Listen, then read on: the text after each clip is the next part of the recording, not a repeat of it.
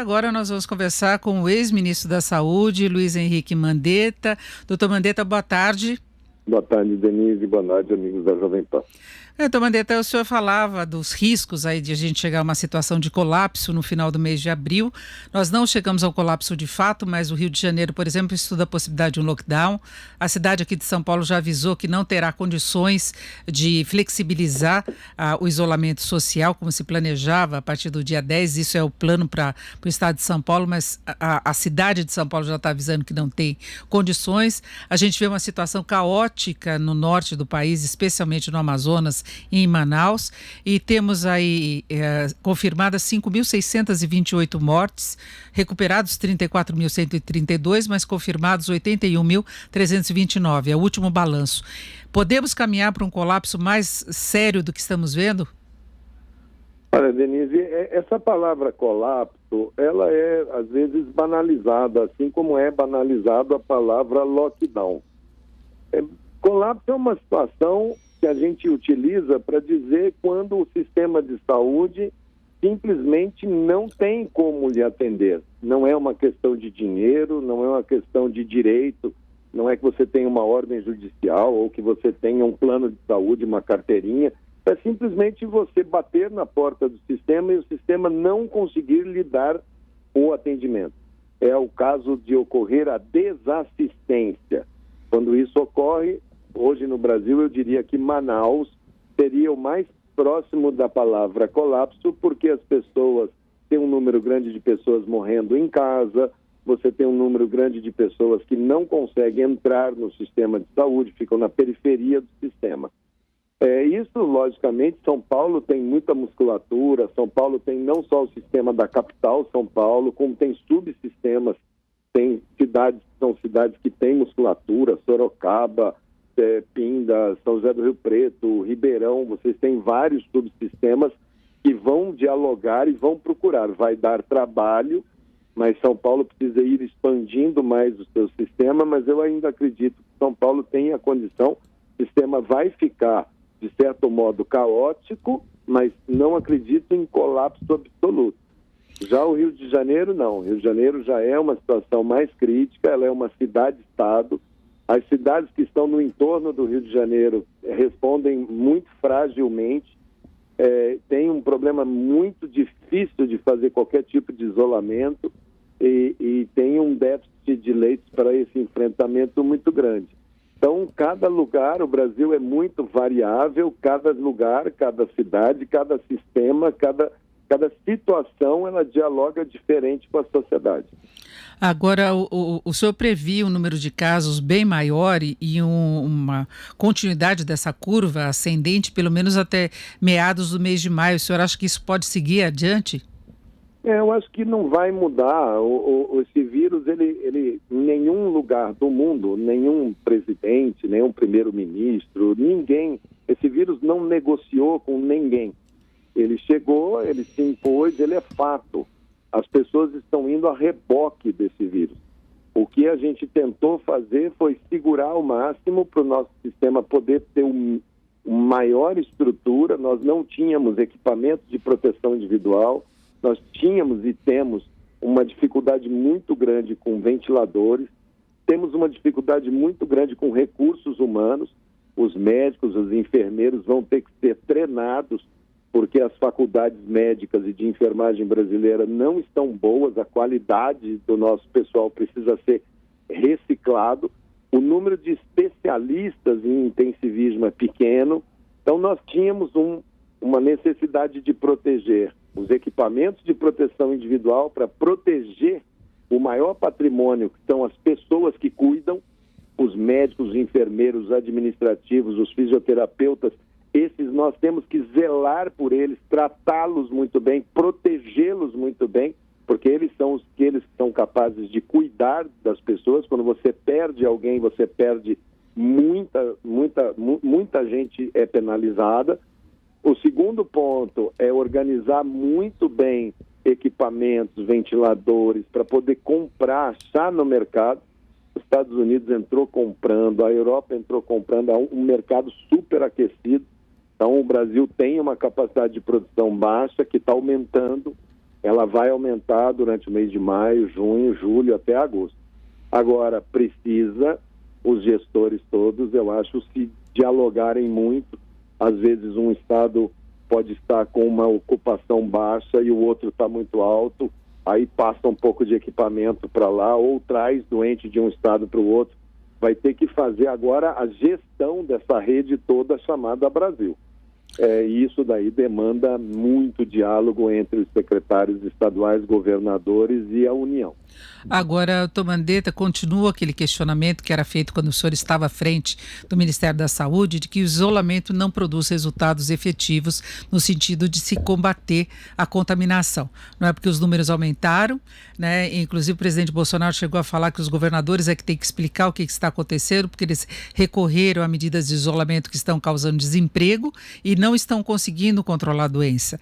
E nós sabemos que esse controle depende do grau de isolamento que se consegue atingir. Mas eu queria saber como é que o senhor vê essas críticas que persistem e são críticas que, em boa medida, acabam estimulando as pessoas a irem às ruas, não é? Denise, eu não comento a parte política dessa história, realmente só falo da parte de saúde. Eu acho que as pessoas que façam o seu juízo.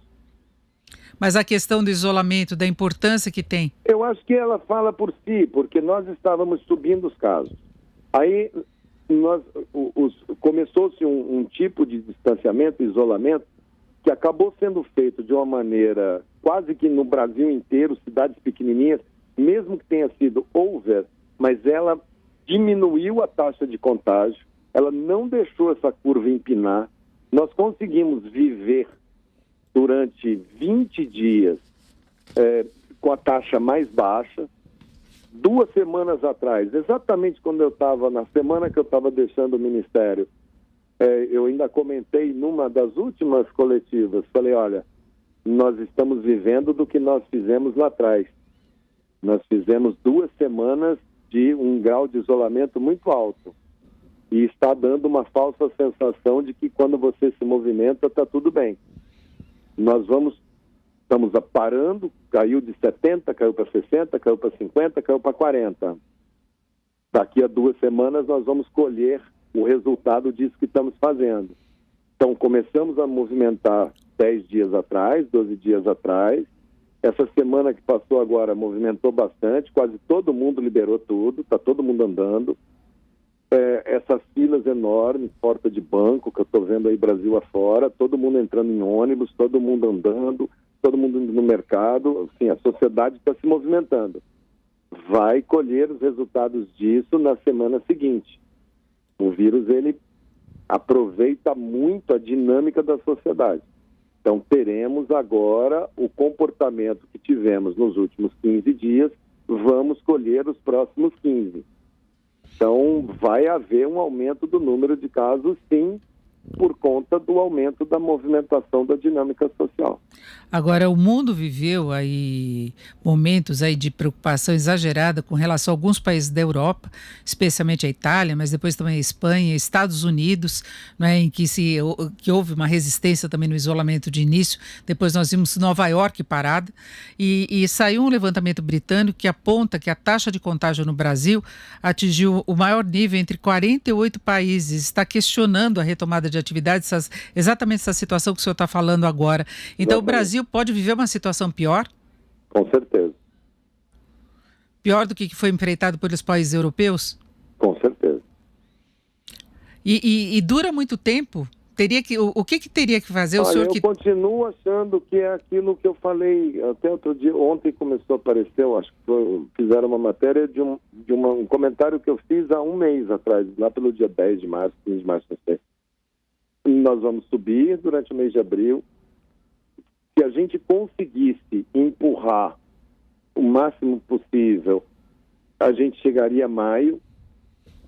No mês de maio, a gente vai ter um grau de transmissão acima da nossa capacidade de atendimento em algumas cidades. Nós vamos continuar subindo os números maio inteiro, junho inteiro. Julho nós vamos entrar num platô. Em agosto nós vamos começar a diminuir. Para em setembro a gente está voltando num patamar um pouco mais razoável. Agora, Essa é a impressão que a gente tem. Agora, crescendo até junho, o sistema de saúde vai enfrentar uma situação muito mais caótica.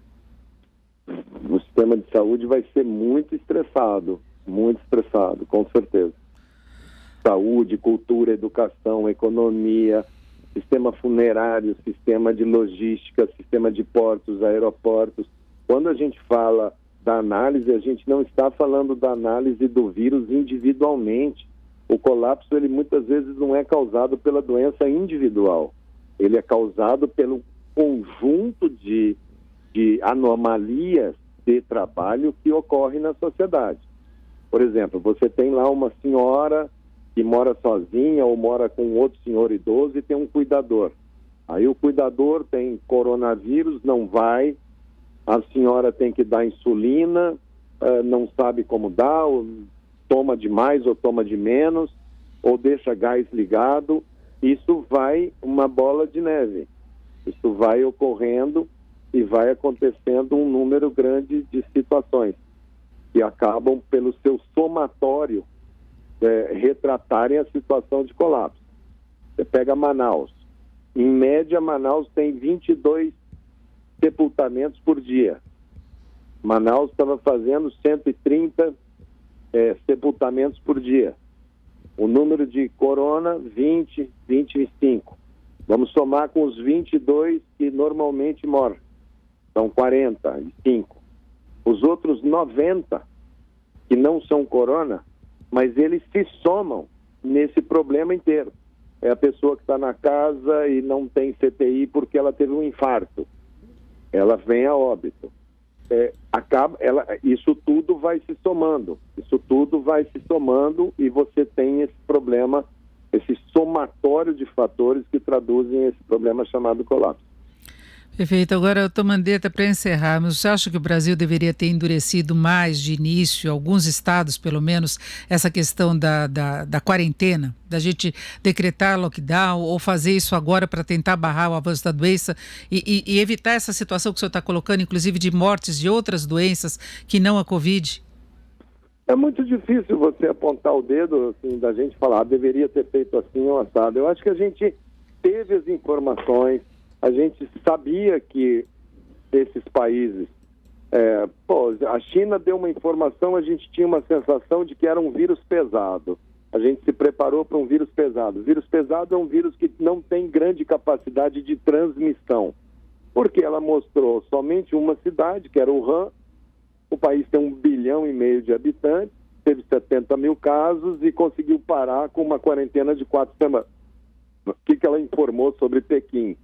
Nada. O que ela informou sobre as outras cidades chinesas? Nada. 500 casos, 200 casos, 300 casos. Então essa era a impressão que nós tínhamos aqui à distância.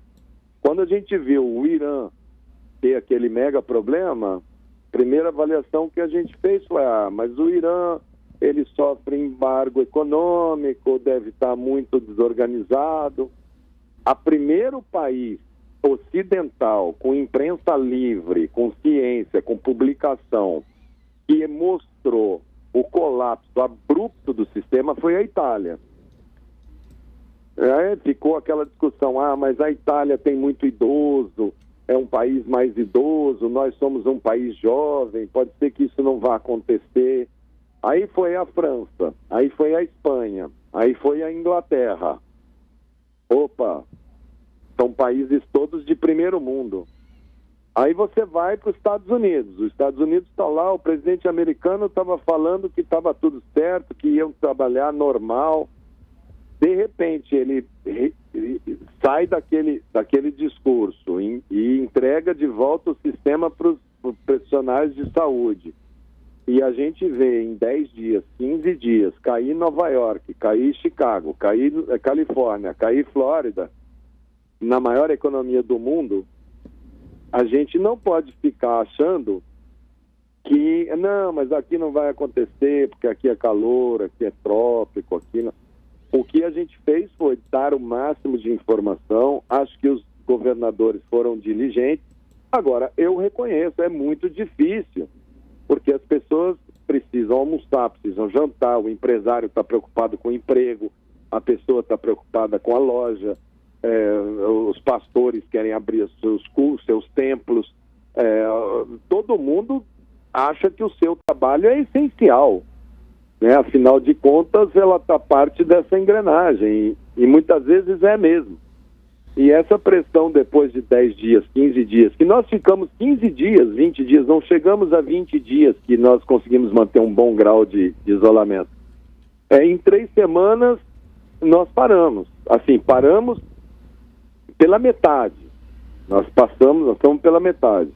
E agora nós vamos atravessar, muito provavelmente, o que a gente poderia atravessar mais devagar, para dar mais tempo para o sistema se organizar, para não ter tantos casos em paralelo ao mesmo tempo, capaz da gente tê-los todos à vista. Feito, nós conversamos aqui com Luiz Henrique Mandetta, ex-ministro da Saúde. Doutor Mandetta, muito obrigada pela sua participação aqui no Jornal Jovem Pan. Uma boa tarde. Tá bom, Denise. Um abraço a todos vocês. Fique em casa, só saia se for necessário. E minha solidariedade total a São Paulo, ao prefeito Bruno Covas. Ele tem sido muito responsável, muito correto, e eu tenho certeza que a equipe técnica da prefeitura e do estado daí vão tomar as melhores medidas, aquelas que são necessárias para proteger a sociedade paulista, e contem sempre comigo. Se eu puder fazer, eu estou à disposição. Obrigada, então, mais uma vez. Uma boa tarde. Boa tarde.